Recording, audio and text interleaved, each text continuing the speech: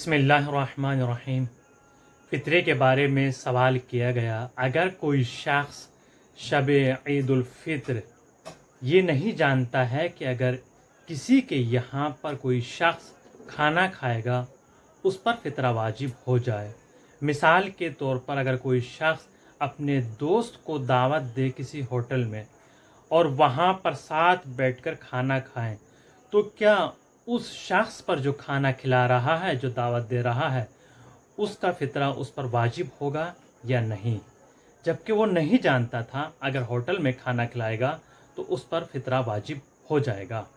इसका सही जवाब ये है कि अगर कोई शख्स नहीं जानता था कि होटल में खाना खिलाने से या उस शख्स पर जो खाना खिला रहा है फ़ितरा वाजिब हो जाएगा, नहीं जानता था, मालूम नहीं था, तो उसके ऊपर उस शख्स का फ़ितरा वाजिब नहीं है।